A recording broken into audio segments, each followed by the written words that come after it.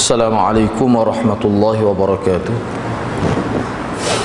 Alhamdulillahi rabbil alamin, wassalatu wassalamu ala asyrafil anbiya wal mursalin, nahmaduhu wa nasta'inu wa nastaghfiruh. Fa inna asdaqal hadits kitabullah wa khairal hadi hadi Muhammadin sallallahu alaihi wasallam, wa syarral umuri muhdatsatuha wa kullu muhdatsatin bid'ah wa kullu bid'atin dhalalah wa kullu dhalalatin finnar. Wa qala rabbi shrah li sadri wa yassir li amri wahlul 'uqdatam min lisani yafqahu qawli. Alhamdulillah, bersyukur pada Allah Subhanahu wa taala kerana dapat bersama pada malam ini di Masjid Mukim Jambu. Terima kasih juga kepada ahli jawatankuasa masjid, kepada imam masjid, kerana beri peluang kepada saya pada malam ini untuk berkongsi beberapa perkara yang berkaitan dengan fakta-fakta agama, yang berkaitan khusus dengan usul agama. Kerana perbincangan pada malam ini seperti mana yang telah dimintalah oleh sahabat saya, iaitu perbincangan yang agak khusus berkaitan dengan akidah ini. Jadi insya-Allah dalam waktu yang ringkas ini saya akan cubalah untuk memberi sedikit maklumatlah secara ringkas berkaitan dengan asas-asas akidah ini. Kerana akidah ini dia sebenarnya sebagai usul, disebut sebagai usul agama, yang mana walaupun dia itu sebagai tonggak perkara yang paling besar, tapi dia sebenarnya mudah rosak. Akidah tauhid ni kalau kita tidak jaga, dia boleh terdedah kepada bahaya. Akidah tauhid ini kalau tidak dihayati, tidak dijaga, tidak dipelihara, dia boleh terdedah kepada kerosakan. Dia boleh hilang terus tauhid itu. Tu. Sepertilah juga amalan-amalan lain, hak kita panggil amalan dari segi fiqh, dari segi syariat ini, semaya ke puasa ke, dia ada juga istilah batal. Mana asalnya molek. Kemudian kalau kita tidak jaga, kita biarkan, kita lakukan perkara-perkara yang bercanggah, perkara-perkara yang menyebabkan jadi rosak dia, maka dia jadi rosak. Jadi perkara tu kita kena fahamlah. Tu. Seperti mana ibadat kita, dia ada istilah tidak sah, maka begitu juga dalam akidah pun dia ada akidah yang tidak. 16 ini ayat yang utama. Mengikut ulama, inilah ayat yang utama yang menyebutkan tentang syirik, bahayanya syirik ni. Misalnya Allah SWT berfirman, innallaha la yaghfiru an yushraka bihi wa yaghfiru ma duna dhalika liman yasha wa man yushrik billahi faqad dhalla dhalalan ba'ida. Sesungguhnya Allah tidak akan mengampunkan sesiapa yang mensyirikkannya, yakni melakukan amalan syirik, dan Allah akan mengampunkan seseorang yang melakukan dosa selain daripada dosa syirik bagi sesiapa yang dia kehendaki. Sesiapa yang syirik kepada Allah, maka sebenarnya dia telah sesat dengan kesesatan yang sangat jauh. Ni ayat ni dia merujuk kepada seseorang yang mati dalam keadaan ada dosa syirik. Allah kata dia tidak akan ampunkan kalau dia tidak bertaubatlah. Mana dosa syirik boleh hilang kalau bertaubat. Seorang itu melakukan syirik misalnya, dan dia sedar, dia bertaubat, boleh hilang seperti dosa-dosa lain. Cuma masalahnya, beza yang paling besarnya dengan dosa-dosa lain, kalau dosa lain itu mengikut ajaran Ahlus Sunnah wal Jamaah, boleh kata hak ni ittifaqlah ulama bahawa seseorang yang melakukan dosa besar dan dia tidak bertaubat daripada dosa besar, maka ada kemungkinan Allah akan mengampunkannya. Ada kemungkinan. Itu pun bergantung kepada kehendak Allah Subhanahu wa taala. Berdasar kepada banyak ayat dan hadis-hadis Nabi, Allah akan ampunkan. Sebab apa? Sebab tidak ada syirik, kerana masih ada tauhid. Bila ada tauhid, dia akan ada kebaikan. Tetapi berdasarkan kepada ayat ni, Allah Subhanahu Wa Taala guna bahasa yang begitu tegas. Innallaha, sesungguhnya Allah. Bukan ayat ringan, tapi ayat yang mengandungi makna yang berat. Ayat yang mengandungi makna taukid itu. Allah tidak ampunkan seorang yang mati dalam keadaan bawa syirik kepada dia. Bawa syirik ni maknanya ke dia? Maknanya tak ada tauhid. Sebab tauhid dengan syirik ni dia tidak boleh berada bersama. Bila berlaku syirik, tauhid akan hilang. Sehingga dalam hadis Nabi gambarkan bila seseorang itu melakukan syirik, maka iman dia keluar bagaikan keluarnya anak panah daripada busur panah itu. Begitulah hadirat. Maknanya syirik-syirik ni benda yang paling besar, perkara yang paling besar. Mana kalau ada, dia hilang, tak ada tauhid. Bila tauhid tak ada, amalan kebaikan, pahala-pahala yang kita bina daripada balik sampai kita tua ni, dia hilang semua, jadi kosong. Itu berat ni syirik. Dan kita kena ingatlah, syirik-syirik ni bukan payah. Nak buat syirik ni mudah. Nah, hati-hati. Dia bukan payah untuk melakukan perbuatan syirik ni. Tak niat pun jadi. Tak niat. Dengan kejahilan dia pergi, dia khabar. Bukan tak niat ni maksudnya dia dalam keadaan sedar.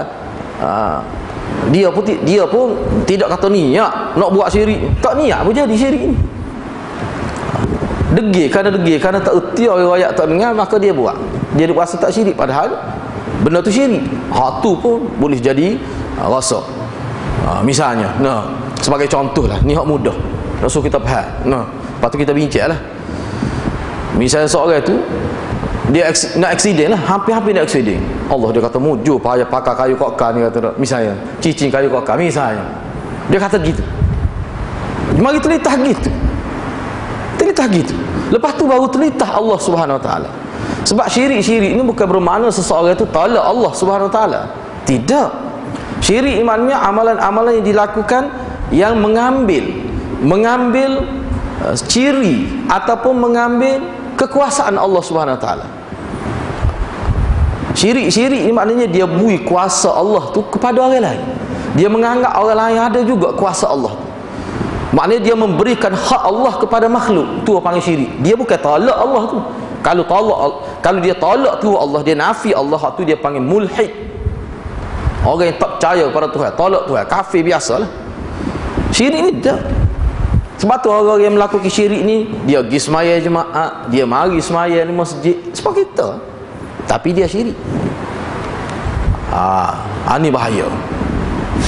Misalnya kita kata kalau syirik lah ni, kalau kita tengok jelas kat pak ulama kita buat kajian dia.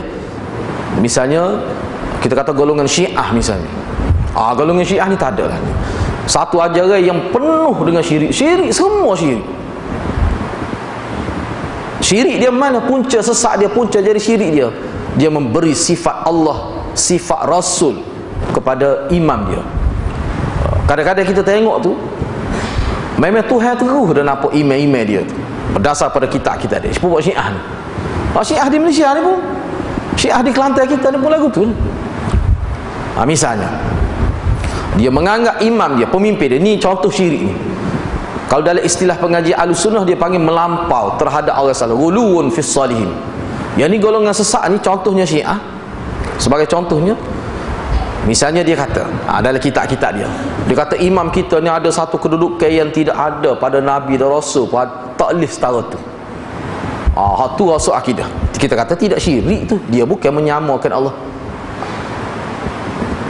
Kita kata tidak syirik, iyalah betul tidak syirik, tapi sudah terbatal tauhid, jadi kufur dia tu. Kalau hak syirik, dia beri sifat Tuhan. Apa dia sifat Tuhan? Imam dia tahu perkara gaib misalnya. Hak tu jelas, hak tu ittifaq. Dalam aliran Syiah, mana-mana Syiah pun, Imam Maqrizi membahagikan Syiah pada 400 firqah. Mana-mana Syiah pun, kecuali Syiah mereka awal, dia panggil Syiah Mufaddilah itu, atau Syiah Zaidiyah itu. Tu kemungkinan tidaklah. Tu tidak. Tapi kalau Syiah lah, Syiah adalah ni, semua menganggap imam mereka ni tahu perkara gaib.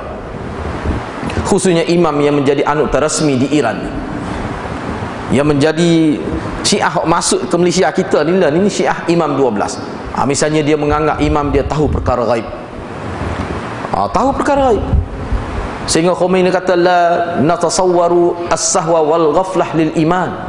Kita tak boleh gambarkan, kita tidak boleh gambarkan imam kita ni lupa dan lalai. Dalam huraian dia maksudnya kalau tergambar gitu kapis lagi. Kata Imam Khomeini, inna lil imam maqaman mahmuda la yablughu malakun muqarrabun wala nabiyyun mursal. Itu kata-kata Khomeini. Dia kata imam kita mempunyai kedudukan yang sangat tinggi yang tidak boleh dicapai oleh malaikat muqarrab dan nabi-nabi yang diutuskan oleh Allah SWT. Dia disebut dalam riwayat lain, dia panggil maqam mahmud. Maqam mahmud ni maqam yang kita duk baca adalah ketika doa selepas azan tu lah. Allahumma ba'athhu maqaman mahmuda. Ya Allah, bangkitkanlah Muhammad ni pada maqam mahmud, maqam yang terpuji, yang khusus pada nabi. Nabi-nabi lain pun tak ada tu. Tiba-tiba Syiah dia ambil, dia letak pada imam dia. Tu contoh kesesatan. Maknanya kedudukan imam dia tinggi lah. Hak tidak tahu perkara gaib tu hadiah. Dalam kitab dia cukup banyak. Banyaklah hadiah. Bertimbung, penuh tepu dengan ajaran syirik. Kalau nak bincang tu saja pun memang panjang lah. Misalnya dia nak menggambarkan imam dia kedudukan tinggi sehingga dia sebut dalam azan misalnya, asyhadu an la ilaha illallah wa asyhadu anna muhammadan rasulullah wa anna aliyan waliyullah. Dia letak nama untuk menggambarkan tingginya imam-imam mereka. Dia letak nama, misalnya Abdul Husain, hamba Husain. Hamba Husain, Sajjad Ali, orang yang banyak sujud kepada Sayyidina Ali. Lepas tu mereka letak dalam doa-doa. Ni perangai pokok Syiah, pokok sesat ni. Dia letak dalam doa, bila dia berdoa tu alhamdulillahirabbil alamin wassalatu wassalam. Lepas tu dia sebut nama imam-imam dia. Itu sebagai satu bentuk amalan untuk menggambarkan di mana kedudukan imam, pemimpin mereka. Imam-imam ni orang soleh lah. Imam Syiah ni dia tidak terlibat dengan Syiah, dia bukan ajar dia Syiah, cuma diguna nama seperti Nabi Isa. Nabi Isa tak pernah mengajar bahawa dia ni anak Tuhan. Begitu juga imam-imam Syiah.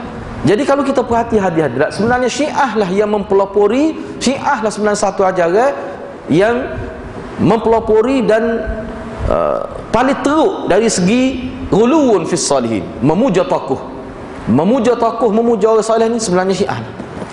Dia kena ingat hadirat, tempat kita pun ada juga penyakit tu. Itu perkara yang hadirat kena faham. Ada penyakit tu lah. Kalau bab puja kubur, Syiah juara.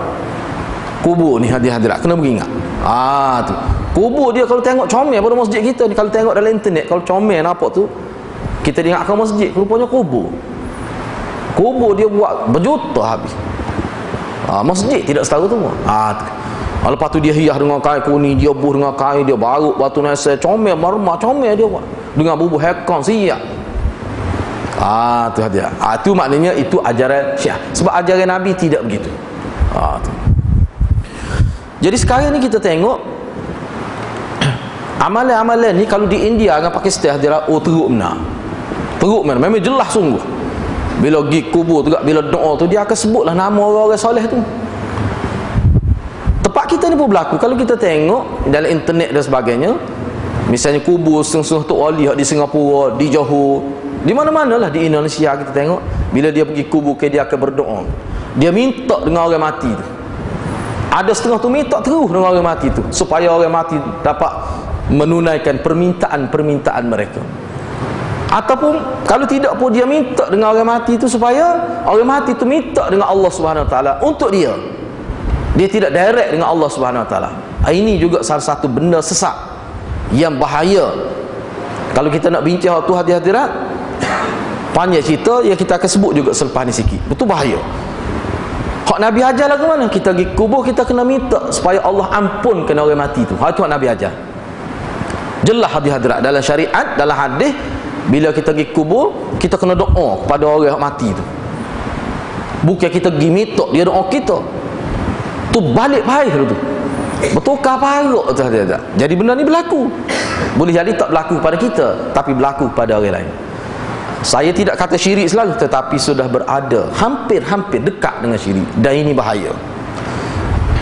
Dan kita kena ingat ciri ajaran Nabi, dia jauh daripada syirik. Ajaran Nabi ni hadirat, kalau kita ngaji molek, ngaji tafsir, ngaji hadis, ajaran Nabi SAW, dia jauh, amat jauh daripada syirik. Tak ada satu ajaran Nabi yang berada dekat-dekat di bera syirik tu. Tak ada. Tak ada hadirat. Tak usah carilah. Kita tak akan jumpa. Tu. Mana kalau nampak ni boleh jadi cari dah tu. Ada tak kena tu. Boleh cari tu lalu. Untuk orang awam kena pegang tu. Kalau hadirin tengok ni nampak ni boleh jadi bahaya ni gini. Cari tu. Ajaran tu ada masalah. Sebab kalau hak Nabi, hak asal hak Nabi sahabat, dia tak ada. Tu hadirat kena pegang tu. Sebab ajaran Nabi ni jelas, sangat jelas. Jelas ke dia? Jelas mentauhidkan. Semua ajaran Nabi ni jelas mentauhidkan Allah Subhanahu Wa Taala. Baik, hadirat, cuba kita fikir balik sejarah Nabi. Ini saya nak kaitkan. Kenapa Nabi SAW, Allah SWT hantar Nabi, utus Nabi ketika Nabi umur 40 tahun tu. Nabi, kerja Nabi ni baiki masyarakat daripada sembah makhluk pada sembah Allah. Dahsyat tak dahsyat situasi yang Nabi terpaksa hadapi, nak mentauhidkan masyarakat. Allah hantar dia di tengah-tengah masyarakat syirik setebal-tebalnya. Syirik tak syirik hadirat, syirik hak asal lah. Tak ada kayu-kayu kokar ni syirik kecil-kecil ni, tapi syirik kecil pun jadi rosak akidah termain. Hakikatnya tak ada kecil lah. Baik, kenapa? Cuba kita fikir, kenapa Allah Subhanahu Wa Taala lahirkan Nabi di tengah-tengah masyarakat gitu. Bila Nabi sebut kata Tuhan tu esa, orang terpinga-pinga. Macam mana ni kata Tuhan tu esa, sedangkan kita tengok Tuhan ni 460 tokok tepi di sekitar Masjidil Haram itu. Dalam Kaabah ada lagi berpuluh-puluh beratus Tuhan-Tuhan yang bersaiz kecil dalam Kaabah. Cuba bayangkan hadirat, apa yang kita boleh belajar daripada kelahiran Nabi, kewujudan Nabi, perutusan Nabi di tengah-tengah masyarakat tu. Satu perkara yang kita kena faham. Jadi nak menegakkan tauhid di tengah-tengah syirik yang begitu tebal. Syirik habis, semua syirik. Orang Arab hadirat nak menikah, apa saja nak buat mesti dia rujuk pada tukang, dia panggil kahin dia tu. Kahin ni kita terjemah Tok Bomo lah kalau tempat kita ni. Tok Bomo, bila saya sebut Tok Bomo jangan terasa hati pula hadirat. Tok Bomo ni ada betul, ada tak betul. Kita nak nilai betul tak betul dia tu, tengok dia bercanggah ataupun tidak dengan syariat. Jangan kita pukul borong Tok Bomo ni semua sahih belaka, sesak belaka. Tidak. Tidak gitu, hadirat kena tengok. Orang kita panggil Tok Bomo ni rawat tradisional lah kita kata nah. Dia satu alternatif lain. Baik, kalau zaman dulu, kalau Mekah, di Mekah zaman Mekah ni, Arab jahiliah ni, semua dia bila buat keputusan dia akan rujuk kepada bomoh-bomoh. Bomoh tu dia akan rujuk pada qarin dia. Qarin ni makna syaitan lah, makhluk halus itu. Dalam apa saja nak pergi berniaga pun, kalau biawak melintah pun tak jadi tak boleh. Dia percaya benda-benda lagu tu. Bila berlaku lagu tu, maka dia akan buat upacara. Ni ayatnya perbuatan syirik. Jadi untuk kita faham tauhid, kita kena kaji mengikut ulama amalan syirik yang berlaku di zaman Arab jahiliah. Memang kita kena kaji. Sebabnya zaman Nabi ni orang panggil golongan musyrikun. Lagu mana bentuk syirik dia tu? Sebab itulah setengah-setengah ulama dia sebut, dia kata kalau kita nak tahu amalan syirik, kita kena kaji, kena buat koreksi, kena bincang biar halus. Apa sebenarnya hakikat syirik zaman Arab jahiliah ni? Biar kita tahu. Biar kita tahu apa kepercayaan. Baik. Tak apalah dia. Saya nak waktu kita jadi panjang, kalau kita bincang tu jadi panjang. Saya nak sebut gini. Saya nak tanya hadirin dan hadirat lah. Kita duk mengaji, tak kira lah. Bila mari masjid mesti dengar lah benda-benda gini. Nah, orang Arab ni, Arab jahiliah ni, dia golongan musyrikun. Dia mensyirikkan Allah. Apa maksud mensyirikkan Allah? Apa maksud? Kita faham macam mana? Apakah kita anggap apakah orang Arab jahiliah ni, golongan musyrikun ni, dia sembah berhala? Apakah dia menganggap berhala itulah yang menciptakan langit dengan bumi? Berhala itukah yang menciptakan manusia, menciptakan bukit bukan dan semua? Apakah begitu anggap masyarakat Arab jahiliah dalam konteks syirik kepada Allah ni? Tidak hadirat. Orang Arab ni pun dia tidak bodoh. Dia tahu tu berhala kerah kejung batu. Mula-mula dia buat klik tu patian ni. Uduh lagi pada tian. Mula-mula dia buat klik kawasan bukit tu, dia dalam riwayat sebut dia golek. Berhala besar tu dia golek letak atas batai tamar. Muka batu besar nak pikul tak erok aja tak. Besar pada tian ni lagi. 2 kali orang saya. Enggak nak letak atas kereta tolak Kalau besar tu dia golek dengan batu taman, nak boleh siapa tu lama tu ke tempat dia. Batu pejah, stokor, comel pada tiang. Uduh pada tiang ni lagi. Tiang ni comel, 4 segi sama molek. Situ dia tebuk sikit-sikit. Berbulan, bertahun kalau nak siap seekor berhala tu. Lepas tu dia hias, dia kalah lah buh mata dia, okey lah dia buh mata. Lepas tu dia pakai baju, dia letak kalung, dia letak habis ni perhiasan emas permata, dia letak, dia pakai mahkota atas kepala ni. Cuba hadirat ingat orang Arab sebodoh tu kau dia kata ni lah Tuhan kita. Gitu ke? Tidak hadirat. Dia bubuh nama, dia bubuh ni Tuhan Lat, ni Tuhan Manat, ni Tuhan Uzza, ni Tuhan Suk, Suak dan sebagainya. Semua nama-nama tu Tuhan-Tuhan dia tu ada nama. Jadi kita kena kaji tu, kita nak tahu hakikat syirik. Kalau kita tak tahu hakikat syirik, bimbang takut kita ni terbuat benda syirik. Jadi kenapa? Jadi kenapa dia bubuh nama? Misalnya Suak, Suk. Suk misalnya, bubuh nama. Suk tu salah satu nama berhala besar di Mekah. Baik. Suk ni sebenarnya nama-nama berhala yang saya sebut dah ni sebenarnya tu nama orang soleh zaman dulu. Nama orang soleh zaman dulu. Selepas daripada Nabi Ismail tu ulama tidak boleh sebut jarak di antara Nabi Ismail dengan Nabi Muhammad secara tepat, tidak boleh sebut. Cuma kalau kita ambil zaman Nabi Isa dengan zaman Nabi Muhammad ni sekitar 900 tahun. Jarak di antara wafatnya Nabi Isa dengan lahirnya Nabi Muhammad sallallahu alaihi wasallam jarak dia sekitar 900 tahun. Hak tu mengikut ulama. Maknanya antara Nabi sallallahu alaihi wasallam dengan Nabi Ismail, Nabi Ibrahim tak tahulah selama mana dia ada. Jadi orang-orang soleh ni contohnya nama Suk tu, dia orang molek. Bila dia tu orang baik, orang alim, dia bukan orang alim, orang soleh. Maka berhala-berhala diletakkan nama-nama dia. Saya ambil satu contoh Suk. Dia ada satu berhala. Jadi bila orang Arab pergi, dia buat melepaskan nazar, pergi minta dengan berhala tu, sebenarnya dia bukan minta dengan berhala tu. Dia tahu dah berhala tu batu pejar. Tetapi dia minta, sebenarnya dia minta dengan orang soleh yang bernama Suk. Cuma patung berhala itu sebagai timsal, sebagai gambaran saja, sebagai simbolik saja. Sebab tu ulama kata orang kafir ni dia tidak bodoh, dia bukan kata tu Tuhan. Sebab tu dalam Quran pun sebut, kalau mu tanya man khalaqas samawati wal ard la yaquluna Allah. Kalau kamu tanya siapa cipta langit bumi, dia akan jawab Tuhan. Allah ni lah. Bukan berhala dia tu. Berhala dia tu nak boleh ada mata pun dia tolong tebuk. Jadi daripada situ kita nampak ya Allah Subhanahu Wa Taala sebut bahawa puak-puak ni telah melakukan syirik. Apa maksud sebenarnya? Sebab dia bukan kata berhala dia tu ada kuasa Tuhan.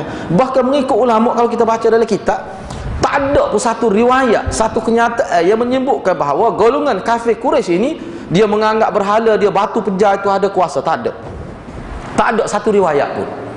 Tak ada satu kenyataan pun. Jadi maknanya dia sembah tu, dia minta pertolongan dengan suatu keyakinan bahawa orang soleh yang bernama Suk ini dia hidup sebenarnya. Dia tak mati. Bahkan selepas dia mati, dia lebih hidup daripada semasa dia hidup. Anggap ni hadirat sapak ni ada. Bahaya ni. Sebab tu dia boleh pergi minta hajat, pergi letak, pergi gapo tu. Dia buat apa? Sebab dia anggap kawan ni dia lah yang akan bawa masalah kita jumpa Tuhannya. Dia lah yang akan bawa masalah kita kepada Tuhan. Sebab dia orang baik, dia orang soleh. Kalau kita doa sendiri, kalau kita minta sendiri, Tuhan tak ui muka kita ni orang tak pakar kan. Maya pun tak khusyuk, tu pun tak cukup, subuh tak qada lagi hak minggu lepas misalnya. Jadi kita ni orang yang jauh daripada Allah Subhanahu Wa Taala. Jadi kita minta dia lah, muka dia orang soleh. Suruh dia minta dengan Allah untuk kita. Tu. Seperti lah kita nak pergi jumpa menteri, nak pergi jumpa wakil ayat, nak minta projek. Kita tak kenal dia, kita cari orang dia kenal, dia malu mata, dia weak kita. Jadi dia buat lagu tu juga kepada Allah Subhanahu Wa Taala. Jadi dia bawa pesel manusia, tabiat manusia, dia pergi kepada Allah Subhanahu Wa Taala. Hai itu syirik. Jadi kamu sudah menyamakan Allah dengan makhluk. Sedangkan Allah kata ud'uni astajib lakum. Minta dengan aku pasti aku perkenankan. Tapi orang ini tidak. Jadi puak-puak Arab jahiliah ni dia buat gitu. Masa dia minta dengan Suk lah, Suk. Nama orang soleh tu. Suk ni ada dalam riwayatnya gini, dalam ceritanya gini. Suk ni khija dia apa dia? Dia bukan orang alim, dia orang soleh. Dia ni khijah dia adalah memberi minum kepada jemaah haji. Tu khijah suk ni. Tu nama jawatan dia, bukan nama khas dia. Bila orang mari melakukan haji, maka dia akan menyediakan air secara percuma. Dia akan buat macam koleh gitu, macam koleh. Semua kita koleh capur ganun, capur gini, capur tu, dia pergi makan percuma.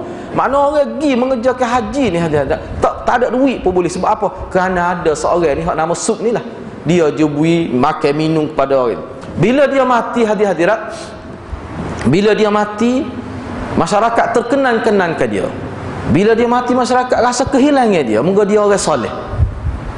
Bila lama beratus-ratus tahun, manusia ni hadirat semua pun bila semakin jauh dia dengan tokoh tu, dia makin rasa hebat tokoh tu. Boleh jadi orang sezaman dengan tokoh tu biasa ya, tak ada benda pelik-pelik. Sebab Tok Kenali lah, zaman Tok Kenali tak ada benda pelik-pelik. Tapi zaman lain ni macam-macam orang anggap Tok Kenali tu. Sampai letak di kedai untuk lari nega. Hadirat. Berat tak berat? Zaman Tok Kenali tak ada, biasa ya. Tak ada benda pelik-pelik, benda ajaib yang berlaku pada dia. Tetapi manusia ni bila dia puja seseorang tu, dia semakin jauh daripada tokoh tu, dia marilah was-was ataupun desus, kita kata ke dia apa ni, tipu daya syaitan itu.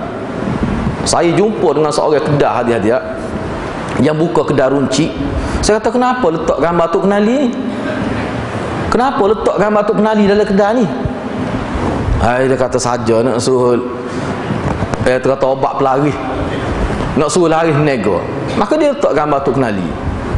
Ni bahaya ni tak? Kita tidak kata syirik selalu, tapi bahaya. Sebab bukan begitu cara kita nak tarik rezeki daripada Allah Subhanahu Wa Taala. Bukan dengan cara letak gambar Tok Kenali gitu. Tidak begitu. Sebab anak Tok Kenali pun tak ada apa nego. Bankrupt pun ada. Maknanya tak sabit sekali rambut dengan Tok Kenali tu. Jadi anggap lagu tu bahaya. Boleh jadi bila kita maju nego, kita anggap ni lah kerana letak gambar ni. Lepas tu baru Allah Subhanahu Wa Taala telitah kau tu dulu. Tu syirik tu saja. Bahaya hadirat pakai lagu tu bukan main-main. Begitulah juga hadirat orang soleh tadi, hak suk tadi, hak saya sebut tadi. Lama kelamaan masyarakat kerana nak meletakkan dia di tahap yang tinggi, akhir sekali dibuat dalam bentuk patung yang menggambarkan seorang manusia yang bernama Suk. Akhir sekali disembah seperti Mahatma Gandhi sekarang. Lah ni Mahatma Gandhi dibuat patung lengkap seorang, disembah, dianggap sebagai dewa India. Dulu letak gambar gitu ya. Itu sejarah, kita tidak dapat tolak, itu kenyataan. Begitulah juga apa yang saya nak sebut, nak tekannya, maknanya syirik yang disebut terhadap golongan musyrikin Mekah ini hadirat, kerana mereka meminta dengan orang soleh hak mati tu. Itu sebenarnya hakikat syiriknya. Kalau saya nak huraikan dengan lebih detail lagi hadirat, poin syirik yang paling besar situ, dia menganggap bahawa Allah ni, kalau orang hak mati ni hak dianggap sebagai orang soleh, boleh jadi dia tu wali, Allah akan rasa kalau kita minta Tuhan tak beri, tapi kalau kawan tu minta Tuhan beri, sebab Tuhan malu mata dia, sebab dia orang soleh. Anggap lagu tu betul ke tidak hadirat? Bapa tak doa sendiri, moga kita ni orang tak molek ke. Lepas tu suruh doa tu untuk siapa? Untuk kita juga. Jadi maknanya kalau kita jadi Tuhan tak terima, kalau dia Tuhan terima. Kalau itu tu mati dah dalam kubur tu. Sebab kalau minta dengan orang hidup tak apa dia tak. Sebab tu ada hadis. Misalnya kita pergi jumpa orang soleh, tok guru kita, tok guru Quran kita nak klik, kita kata doalah sikit. Minta tak payah doa kita, mudah-mudahan Allah SWT buka pintu hati kita, biar kita mudah dengan kita minta kebaikan. Hak tu tak apa, sebab dia hidup. Nabi pun suruh Uwais Al-Qarani, Nabi suruh sahabat-sahabat dia jumpa Uwais Al-Qarani, minta supaya dia doa kebaikan. Boleh hak tu, sebab kawan hidup. Ni masalah kawan ni mati hacul lebur. Hacul lebur beratus tahun dah mati. Pergi minta lagi tu apa? Kerana dia menganggap kawan itu sebenarnya dia hidup. Dia menganggap kawan itu boleh mendengar rintihan dia. Dia menganggap kawan itu mampu mempengaruhi Allah SWT. Situ syirik dia. Maknanya dia sudah menyamakan Allah dengan makhluk. Jenis terpengaruh, jenis malu mata ni sifat manusia, bukan sifat Allah SWT. Itu punca dia hadirat. Baik. Itu sebenarnya hakikat. Bukan sembah berhala tu. Dia tidak sembah berhala. sebenarnya. Cuma hadirat sini dia ada semacam satu perniagaan pula sebenarnya. Dia gini cerita, minta maaf lah hadirat. Kalau nampak serupa sikit dengan tempat kita pun minta maaf. Dia gini hadirat, sebenarnya dia berhala ni ada orang jaga dia. Ada orang jaga. Kawan ni lah yang menyebutkan fakta-fakta kononnya ini merupakan seruan Tuhan, ini merupakan kalimah Tuhan. Kalau kamu buat gini, kalau kamu nak supaya umur kamu panjang, kamu nak supaya perniagaan kamu untung, kamu kena sedekah lah atas nama berhala ni. Kawan tu pergi sedekah zaman Arab jahiliah dia bui kakah mah, bui duit, bui harta. Jadi harta tu siapa yang ambil? Yang benda kau hak jaga tu. Yang benda kau hak jaga berhala. Sebab tu hak jaga berhala ni kaya. Sebab dia yang membuat, dia mempengaruhi orang supaya bersedekah. Sedekah pada berhala, lepaskan nazar, wi kambing pada berhala, wi makanan. Semua tu yang ambil ke dia. Pitih-pitih apa tu. Itu pekerjaan tok bomo zaman Arab jahiliah. Jadi yang jaga berhala tu sebenarnya dia tahu sangat.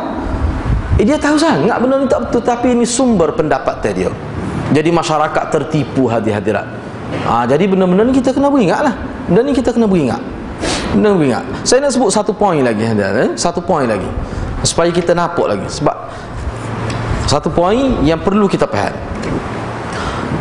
Kita nak tengok syirik ni hadirat, tidak semestinya kita kata Tuhan. Syirik ni tidak semesti kita kata ada lagi orang lain mempunyai kuasa seperti Tuhan. Tidak semesti, tidak hanya gitu orang panggil syirik. Tidak gitu hadirat. Jangan kita ingat syirik ni bila mendua kata Tuhan dua supaya Kristian tu. Hak tu jelas doa tu. Budak pun boleh tahu tu syirik. Tapi banyak lagi sebab-sebab yang boleh menyebabkan manusia jadi terbatal tauhid dia bila dia melakukan perkara ni. Hak ni juga dipanggil syirik. Misalnya, sebagai contoh, sebab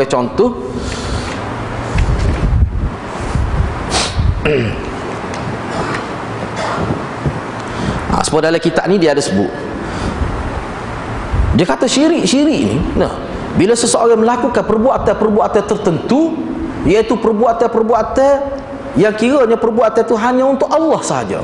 Misalnya, tahu perkara gaib, misalnya, sebagai contoh, tahu perkara gaib ni hadirat untuk Allah ya. Tahu perkara gaib untuk Allah. Kalau kita beri sifat itu kepada mana-mana makhluk, maka dia menyebabkan itulah dia panggil syirik. Baik, tak berlaku ke? Apa tak berlakunya hadirat? Saya pernah jumpa. Dia menganggap Tok Wali dia tahu semua perkara. Dia menganggap Tok Wali dia tahu. Sebab tu kalau kita nak kecek tentang Tok Guru kita ni, orang pokok tarikat sesat ni. Bukan semua tarikat hadirat. Bila saya sebut itu, jangan hadirat kita kata tarikat semua sesat, tasawuf ni semua sesat. Tidak. Kita kata hak sesat tu hak sesat, hak bercanggah dengan hak Nabi. Misalnya hak ni, Tok Guru dia mati dah. Tok Guru dia mati semasa Datuk Hashim Yahya Al-Fadil Sahibus Samahah, Ustaz Hashim Yahya menjadi mufti di wilayah dulu. Tu wilayah Persekutuan. Jadi orang Kelantan kita ni ada pergi tiap-tiap tahun pergi, sekali pergi tu 40 hari pergi, duduk suluk, duduk beramal, duduk berzikir, duduk berselawat, mengikut selawat hak Tok Guru dia ajar, bukan Nabi ajar. Sehingga sampai satu tahap dia pernah mari ajak saya untuk supaya turut menjadi peserta dia lah, menganut tarikat dia tu. Jadi bila kita kritik Tok Guru dia cukup bimbang. Seminggu dia buat gini saya, jangan dia kata. Kecek selu-selu. Kata apa? Dia kata ada dah berlaku, orang bercakap, orang sebut, ngupaklah kira-kira prejudis terhadap guru dia. Ada anak murid jenis kecek tak molek tertentu. Kecek jauh di Kelantan kecek. Tiba-tiba Tok Guru dia hadut Kuala Lumpur tahu, menyebabkan anak murid dia takut nak kecek. Maknanya dia anggap Tok Guru dia tu boleh dengar tu. Bercakap di Kelantan boleh dengar di wilayah Persekutuan. Ni puak-puak ni. Dia ada jenis gitu hadirat. Sebab tu dia tak berani. Hak ni boleh rosak akidah ni. Maknanya itu perkara gaib tu. Tu bahaya. Tu boleh rosak akidah. Ada satu jenis lagi. Syiah misalnya, memanglah dia kata tahu perkara gaib. Baik, cuba bayangkan hadirat. Seorang tu mati di alam kubur, alam barzakh. Tiba-tiba kita kata dia boleh mendengar, dia boleh tahu. Dia boleh, bila kita nak minta doa, kita sebut nama dia, dia dengar dan dia boleh sahut dan dia boleh tolong. Ini ramai pokok tarikat amal lagu ni. Ramai pokok tasawuf yang berakidah gini. Ni hak tasawuf sesat lah. Bahaya hadirat. Benda-benda gini ni antara amalan syirik lah ni. Antara amalan syirik. Cuma benda lebih mudah lagi dalam kitab ni sebut.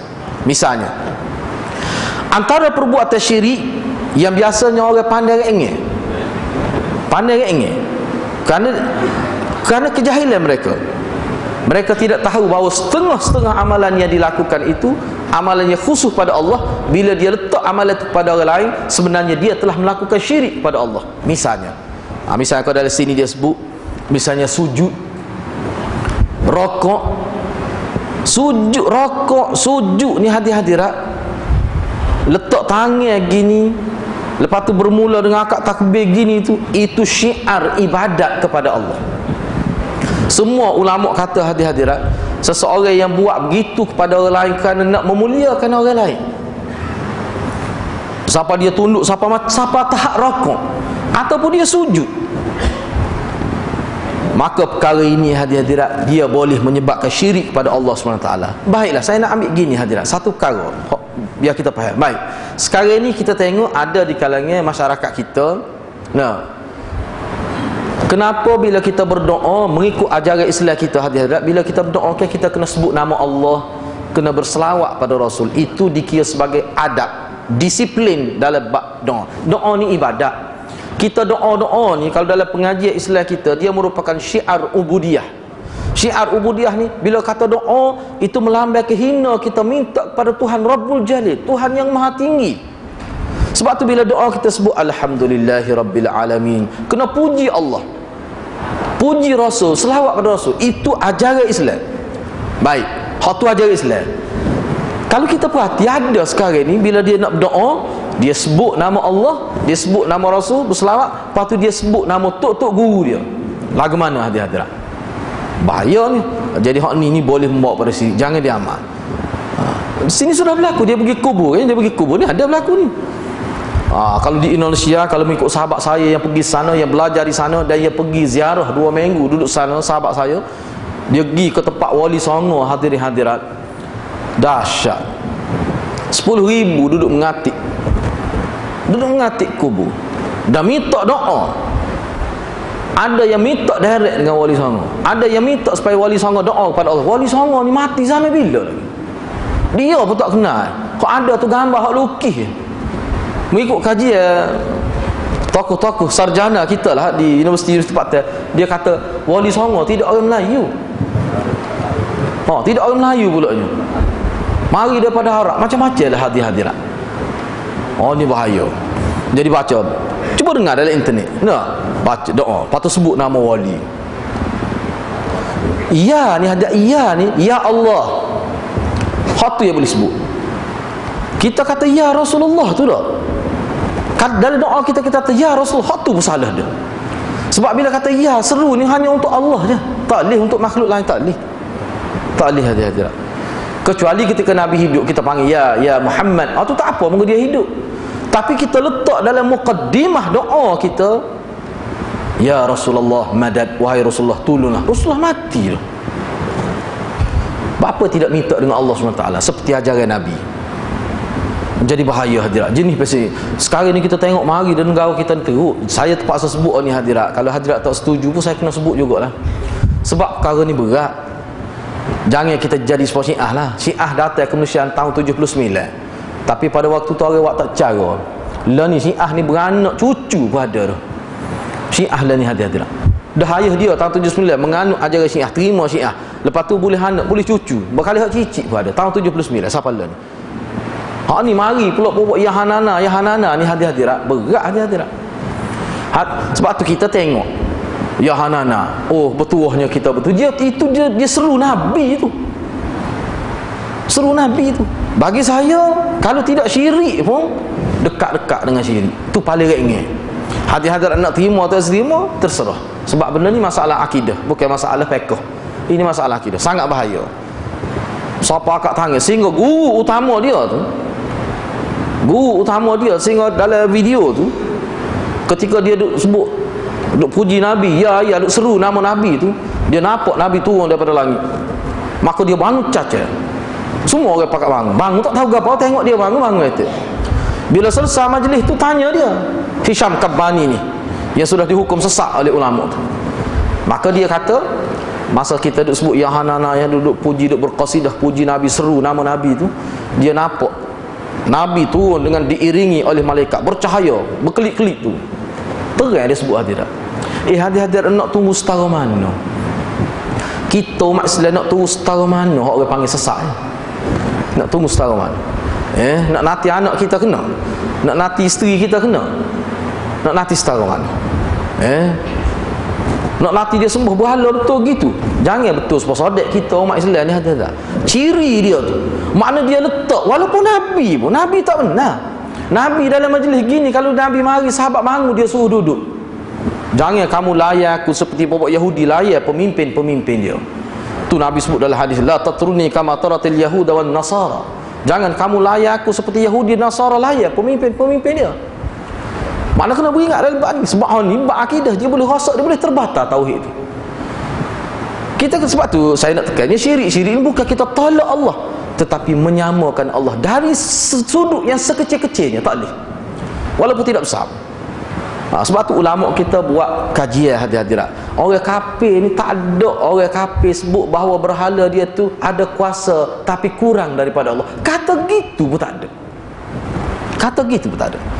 Berhala kita ni ada kuasa sikit, ya kuasa Allah bui ke dia, maknanya dia boleh ambil sedikit kuasa Allah. Kata gitu pun tak ada. Nak ayatnya orang kafir ni pun faham tu. Cuma silap dia mana?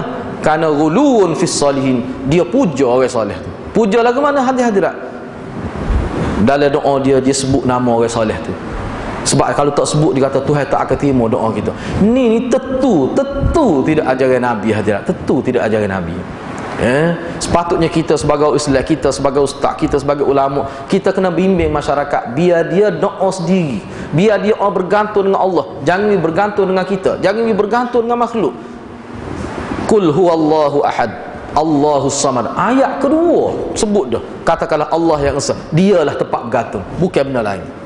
Sebab tu Abu Jahal kata ayat ni kalau orang Arab terima ayat ni semua jadi Islam berlaku. Kalau akan berubah. Dia kata kalau orang Arab terima konsep Qul huwallahu ahad ni, Muhammad baca ni, Arab boleh menguasai dunia. Abu Jahal sebut sampai gitu. Sebab dia faham, katakanlah Allah itu Tuhan yang esa, Allahus samad.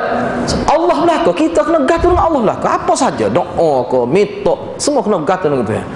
Jangan ada pada tubuh kita sesuatu yang boleh menyebabkan kebergantungan kita tu beralih walaupun sementara kepada makhluk. Tak boleh hadirat. Dalam hadis Nabi terang hadirat disebut, kalau sekiranya di tubuh kamu ada sesuatu yang boleh menghilangkan kebergantungan kamu kepada Allah, walaupun sekelip mata, mati ketika tu, maka kamu mati daripada syirik pada Allah. Jelas hadis tu, pendek sehayat. Misalnya seorang itu pakai beli cicing kayu kokar. Apa saya sebut kayu kokar ni? Sebab biasa orang kita beli ni syarah kuat belajar. Saya pernah tengok dah ni. Seorang tua ni cerita, saya ada, dia pergi rumah ayah saya. Dia ni jual kayu kokar, jual tali tekuk ni, buat daripada kayu kokar tu. Kononnya kayu daripada Bahtera Nabi Nuh tahu. Kan kononnya gitulah. Jadi dia duk syarahnya lama, puas kita dengar, hebat gini. Dia pun ayat cerita dia sendiri. Dia pernah sapa dia Al-Ustaz, dia gina jual ni Al-Ustaz. Seorang perempuan tua. Dia pergi, dia kata ada seorang budak kena ketik ke apa ni, binatang bisa lah, apa ni, kala jengking tu. Dia kata dia letak kayu kokar tu, dia kata dia macam hisap habis ni. Tak sakit lalu dia tu. Kata tak apa, muka kayu tu, muka herba gitu. Nyada tu. Selepas tu dia kata, saya ada di ni. Selepas tu dia kata, kita nak pergi pulak, lepas tu tinggal. Dia tinggal tali tekuk. Tali tekuk tu 3,000, dia cici ni gena 1,500. Dia tinggal tali tekuk. Jauh dia pergi, dia rela berhenti bah tu, dia ambil bah lain, klik mari. Sebab dia kata tak sedap kalau tak bawa tu, nak jalan. Dia rasa tak sedap ni kalau tak bawa cici ni, jalan rasa macam tak kena, dia kata. Saya sebut ke dia, saya kata makcik. Saya kata makcik tu sebenarnya cara tu cara syirik dah tu. Makcik rasa tak puas, rasa ada tak kena. Tuhan duk mana makcik Tuhan? Tuhan duk mana? Dia kata tak apa. Ustaz ni buin ustaz kata tak apa. Ustaz lah awak klik makcik, ustaz ngaji Mesir dia tu. Ustaz lah je bekal kayu kokar ke dia ni, rupa dia je jual ya. Dia sebut gitu. Mana ada juga ustaz-ustaz kita ni yang silap faham dalam masalah ni. Jadi kena bahaya saja. Cuba bayangkan dalam hadis Nabi, kalau kamu mati dalam sebab tu Nabi dalam hadis Nabi suruh buat. Orang Arab ni hadirat Arab zaman jahiliah ni, selain daripada dia letak tangkal ni, misalnya kalau di kambing, di unta, dia letak, dia panggil tulai binatang, tulai binatang, dia gantung. Hak ni hak tok bomo buatlah. Hak tok bomo buat, dia gantung tekak binatang supaya binatang tidak kena penyakit bucik perut. Supaya binatang tu tak kena penyakit. Jadi dalam anggapan dia, bila tok bomo ni bui, tok bomo ni kahin dia tu lah. Tukar saya tu bui letak. Lepas tu dia ditekak anak, di lengan anak pun ada juga, tak siwi kena penyakit, macam-macam lah. Itu Arab zaman jahiliah. Sebab tu dalam hadis Nabi, bila Nabi jadi Rasul, Nabi arah kepada sahabat-sahabat dia, buang semua benda tu, walaupun hak duduk di utara pun buang semua. Apa? Takut kamu bergantung kepada tangkal itu. Kamu kena bergantung kepada Allah SWT. Sebab kalau kita berubat dengan cara biasa, dengan Panadol, dia tak akan rasa, akhirnya kata payah. Hak ni bahaya bagi lagu ni. Dia mudah tu. Sebab Panadol tak apa. Obat amal payah tidaklah pakai. Kita tak bergantung. Dia tak rasa payah tu. Dia tak jadi tu. Apa tak tahu. Tapi kalau hak tu mau bui, sebab dia tidak ada penyelesaian secara sains, dia lebih bersifat spiritual gitu dah. Dia bahaya. Dia boleh mengganggu akidah seseorang tu. Jadi benda ni kena buat. Tak kira lah. Misalnya, kalau kita ambil gua tu kelambu Kaabah, kita letak bawah piah kita. Kita ambil sikit pesan ni, kelambu Kaabah. Jangan termain orang kita pun kelambu Kaabah dia dah kat tidur. Jangan termain ni. Dah kat tidur ni. Apa ni takut kalau dah kat ni curi tak hari. Tak rosak lagu tunggu tu. Kelambu Kaabah kain, tak ada gapo, tak ada kelebihan gapo, tak ada. Tak ada syariat pun berkait dengan kelambu Kaabah tu. Apa nama kerja ambil bubuh dalam piah. Bila pakai piah tu dia jadi bahasa, dia mari tu bahaya tu. Tak boleh bagi lagu tu ya syirik. Bukan kata syirik yang jadi demam, jadi bekak atau belakang. Tak, dia jadi segan, makan lalu betul lah. Konam pun ada. Ni bahaya hadirat. Dan benda ni sangat bahaya, sangat bahaya. Jadi perkara ni hadirat mana perlu kita beri perhatian lah. Perkara terakhir, sebagai terakhir saya nak sebut lagi nya, sebab saya sini saya cuba nak berkongsi beberapa tajuk kecil di dalam buku ni. Satu perkara lagi hadirat juga kena faham, berkaitan dengan seru nama ni. Seru nama ni hadirat. Seru ni, seru ya, guna kalimah ya ni dalam Islam lagu mana hadirat? Agak-agak lah kalau kita buat lagu ni lah. Contoh, sebagai contoh, kita saya doa ke ayah kita, ke tok kita. Tok kita tu orang alim, semua orang, kita pun sebut nama dia. Misalnya kita kata kita kata ya Abdul Rahman, ya Abdul, kita buat ngatik lagu, jadi lagu mana agak-agak. Ayah saya nama Abdul Rahman. Katalah saya doa, kita pun biarlah, kita sayang Nabi, kita beri 1000 pada Nabi, kita ngati. Ayah kita beri 100 sudah. Ya Allah, Allahu Akbar, Allahu Akbar, Allah. Lepas tu kita pun beri pula ya Muhammad, ya Muhammad, ya Muhammad. Saya ke Nabi ni, malah cinta Rasul kan ni. Cinta ke Nabi. Lepas tu kita pun, ayah kita pun kita saya juga. Ya Abdul Rahman, ya Abdul, agak-agak jadi lagu mana? Agak-agak. Ya Hanana tu sebenarnya dia sedang menyeru nama Nabi. Seru Nabi, ya Hanana tu dah. Siapa ada setengah tu nak pergi sekolah, anak dia suruh nasyid ya Hanana, nak ambil berkat. Siapa tahu tu dia. Sepatutnya ya Allah, ya Allah, ya Allah, Allahu Akbar. Tuhan Nabi aja. Ya Hayyu ya Qayyum. Tu dalam hadis-hadis harus sebut. Apa kita nak sebut begitu? Enggak puak-puak ni hadirat dah Nabi boleh. Dia sebut juga nama tok guru dia. Ila hadrati Syekhil Kiram, ya gini-gini. Dia sebut kami mari daripada tempat yang jauh, min biladin ba'id, gini-gini mari. Kerana dengan berkat kedudukan Tuan Syekh gini-gini dia sebut, maka saya dengan rasa rendah diri memohon kepada Tuan Syekh supaya minta dengan Allah supaya Allah perkenankan permintaan kami. Siapa dia tu ajar lagu tu? Ni bobok ni hadirat kena beringat. Kena beringat hadirat. Jadi hadirat itu perkara yang perlu kita faham lah. perlu kita faham. Jadi sebenarnya banyak lagi perkara lain yang kita boleh bincang, cuma keadaan masa yang tidak mengizinkan. Cumanya sebagai penutupnya hadirat, Allahus Samad, kita dalam apa saja yang berbentuk permintaan kita, dalam apa saja minta sesuatu yang manusia tidak dapat penuhi, benda tu kita kena minta dengan Allah ya. Kereta kita pancit, boleh seorang perempuan tu kereta dia nak tukar tayar, dia minta tolong tu email ke tukar tayar ke, hal tu tak apa, hal tu tak jadi syirik tu. Sekadar tu tak jadi syirik. Minta akad rumah, tak apa orang dulu akad rumah.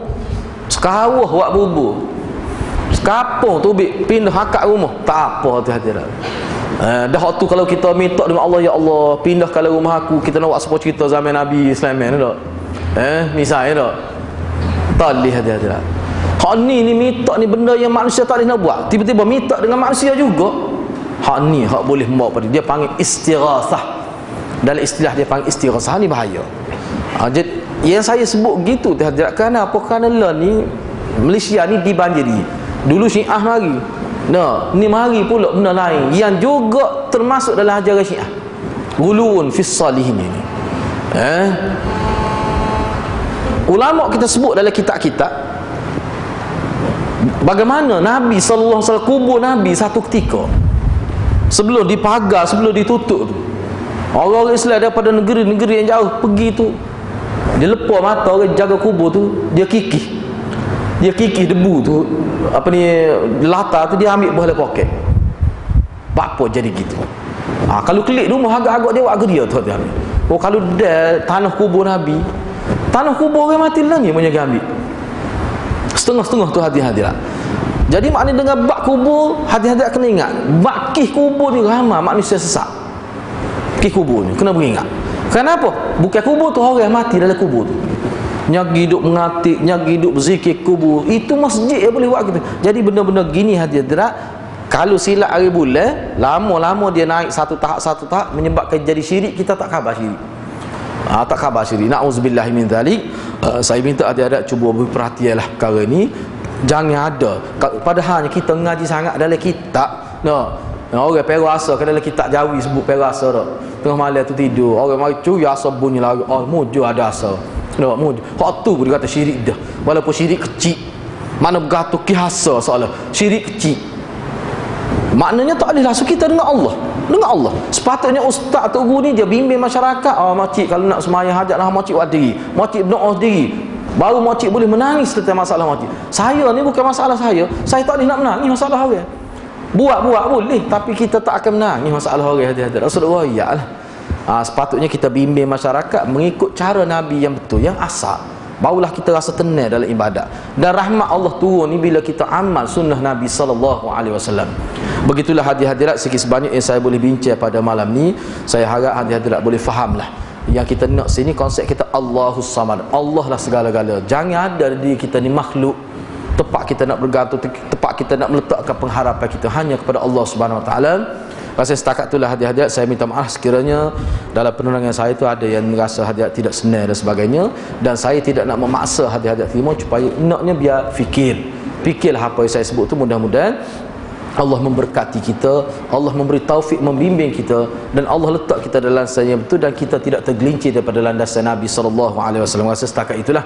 Wabillahi taufiq wal hidayah. Wassalamualaikum warahmatullahi wabarakatuh.